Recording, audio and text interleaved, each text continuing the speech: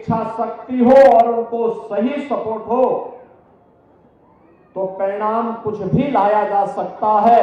और वो परिणाम आज इस रूप में हम सबके सामने आया है। इसके लिए मैं प्रयागराज मेला प्राधिकरण के अपने अधिकारियों को, प्रशासनिक अधिकारियों को, पुलिस के अधिकारियों को और विभिन्न विभागों के सभी अधिकारियों को भी हृदय से मैं उनका धन्यवाद करता हूं, अभिनंदन करता हूं। बहनों और भाइयों, शुरुआत में ही प्रधानमंत्री जी 13 दिसंबर को प्रयागराज महाकुंभ के इसका शुभारंभ करने के लिए यहां की परियोजनाओं का उद्घाटन करने के लिए आए थे। उससे पहले भी और उस दौरान भी उन्होंने बहुत सारा मार्गदर्शन दिया था। भारत सरकार के सभी अधिकारीगण और सभी मंत्रालय इस आयोजन को उत्तर प्रदेश सरकार के साथ मिलकर के सफलता की नई ऊंचाई तक पहुंचाने के लिए प्राण प्रण से जुटे थे। रेलवे है, सिविल एविएशन है, पैरामिलिट्री है, यानी हर विभाग ने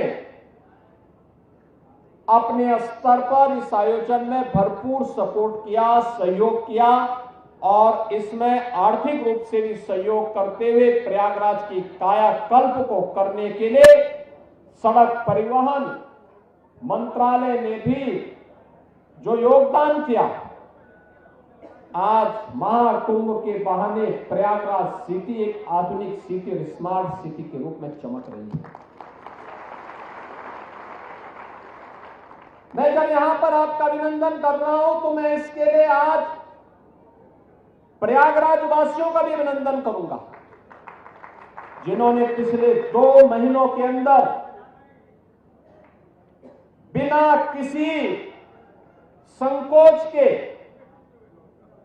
इस पूरे आयोजन को अपने घर का आयोजन माना। मुझे मालूम है जिस सिटी में 20 से 25 लाख लोग रहते हैं, उस सिटी में अचानक 5 करोड़ 8 करोड़ लोग आ जाएंगे, क्या स्थिति होगी। जिस घर में 5 सदस्य रहते हैं, अचानक 10 लोग आ जाए तो हालत खराब होती है। और यहां तो 20-20 गुना लोग आ रहे थे सिटी में। लेकिन प्रयागराज वासियों ने पूरे धैर्य के साथ, हंसी खुशी के साथ कहा कि नहीं साहब, ये तो हमारा अपना आयोजन है। और प्रयागराज से ही प्रेरित होकर के पूरे प्रदेश में इतना बड़ा आयोजन, जिस मार्ग से तीर्थ यात्री और श्रद्धालु गए, पूज्य संत गए, उनके अभिनंदन के लिए, उनके अभिवादन के लिए, उनके स्वागत के लिए उत्तर प्रदेश वासी वहां पर उमड़ते हुए दिखाई देते थे। उनके स्वागत के लिए, उस धरती का धूल चूमने के लिए वह वहां पर उतावले से प्रतीक्षा करता था, उनका स्वागत करता था, आतिथ्य सत्कार करता था। यह उत्कृष्ट उदाहरण जो प्रस्तुत किया है उत्तर प्रदेश वासियों ने, मैं इसके लिए उत्तर प्रदेश वासियों को भी हृदय से अभिनंदन करता हूं, उनका स्वागत करता हूं। बहनों और भाइयों, महाकुंभ ने उत्तर प्रदेश के अंदर आध्यात्मिक टूरिज्म के कई सर्किट दे दिए। एक प्रयागराज से मां विंध्यवासिनी का धाम होते हुए काशी का, जैसे प्रयागराज में 13 जनवरी से 26 जनवरी तक पूरा समागम था, करोड़ों की संख्या में। कोई दिन ऐसा नहीं था जिस दिन मिनिमम 1.5 करोड़ श्रद्धालु न रहे हो, और यह संख्या 10 करोड़ तक पहुंची थी।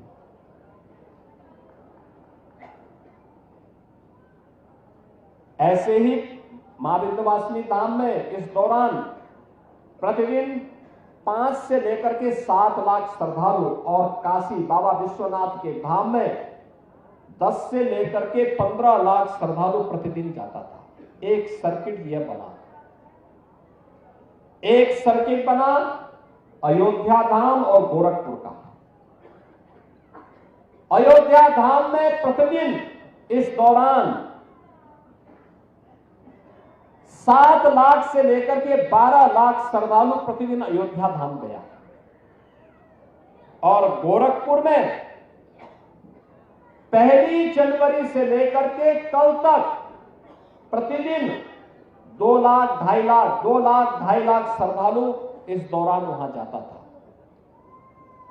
तीसरा सर्किट बना प्रयागराज से श्रृंगवेरपुर होते हुए लखनऊ और नैमिषारण्य का। लाखों की संख्या में श्रद्धालुओं का जमावड़ा वहां रहा। चौथा सर्किट बना प्रयागराज से लालापुर, राजापुर और चित्रकूट का। और 5वां सर्किट बना प्रयागराज से बुंदेलखंड एक्सप्रेसवे पकड़ करके श्रद्धालु जन मथुरा, वृंदावन और सुख तीर्थ की यात्रा के लिए भी गए हैं, बड़ी संख्या में, लाखों की संख्या में। और मैंने जो कहा ना, आस्था का यह इतना विशाल समागम दुनिया के अंदर कभी नहीं हुआ, कहीं नहीं हुआ। 66 करोड़ 30 लाख श्रद्धालु किसी आयोजन का हिस्सा बने।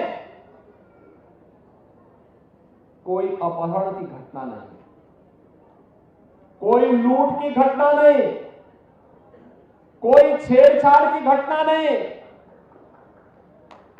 कोई दुष्कर्म की घटना नहीं,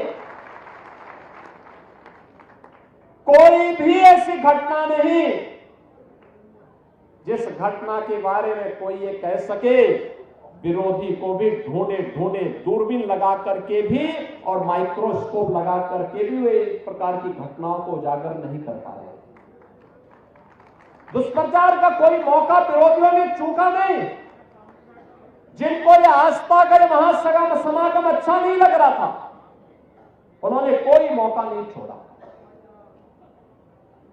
मौनी अमावस्या के दिन 8 करोड़ श्रद्धालु यहां पर था। हमारी प्राथमिकता थी कि श्रद्धालु जनों को सुरक्षित स्नान करा करके उनके गंतव्य की ओर प्रस्थान करवाया जाए। क्या संगम पे, क्या ऐरावत घाट पर, क्या गंगा जी के किसी भी घाट पर, क्या रेलवे स्टेशन पर, क्या बस स्टेशन पर, क्या अगल बगल के जनपदों में इतना बड़ा समागम प्रयागराज आने की लिए तत्पर दिखाई दे रहा था। लेकिन विरोधी और विपक्षी लगातार दुष्प्रचार कर रहे थे, बदनाम कर रहे थे, अपमानित करने की भाषा का उपयोग कर रहे थे। कोई काहिरा की घटना का दृश्य दिखा करके प्रयागराज को बदनाम करता था। प्रयागराज में मौनी अमावस्या के दिन 28 और 29 की रात्रि को दुखद घटना घटी थी। उन सभी परिवारजनों के प्रति हमारी संवेदना है, लेकिन बहनों और भाइयों, उसकी आड़ में काहिरा की घटना को, काठमांडू की घटना को, किसी अन्य जगह की घटना को प्रयागराज से जोड़ करके बदनाम करने की साजिशें हो रही थी। मुझे लगता है कि जनता जनार्दन ने एक सिरे से उन्हें खारिज करके प्रयागराज महाकुंभ में आकर के साबित किया कि नहीं, तुम्हारे दुष्प्रचार में अब नहीं आएंगे, सनातन का ध्वजा अब कभी झुकने वाली नहीं है। और जो भी प्रयागराज आया उसने 2 बातों की चर्चा जरूर की, जिसका उल्लेख आदरणीय प्रधानमंत्री जी ने अभी हाल ही में मध्य प्रदेश में अपने उद्बोधन में कहा। उन्होंने कहा था जो भी प्रयागराज आया उसने स्वच्छता की और स्वच्छता कर्मियों की सराहना की, और जो भी प्रयागराज आया वह प्रयागराज में पुलिस के व्यवहार की तारीफ की है, उसकी सराहना की है। ऐसे लगता था जैसे सबका अपना आयोजन हो, जैसे घर का किसी आयोजन में होता है ना, पूरा परिवार मिलकर के उस आयोजन को सफलता की ऊंचाई तक पहुंचाता है। ऐसे ही उत्तर प्रदेश सरकार के इन सभी विभागों में, क्या स्वच्छता कर्मी हो, क्या स्वास्थ्य कर्मी हो, क्या सिंचाई विभाग के कर्मी हो, क्या जलापूर्ति के कर्मी हो, क्या सुरक्षा कर्मी हो, क्या परिवहन विभाग के कर्मी हो, इन सभी ने इसे अपना घर का आयोजन बना करके इसको भव्यता देने का काम किया, सफलता की नई ऊंचाई तक पहुंचाने का काम किया। तब इतनी बड़ी संख्या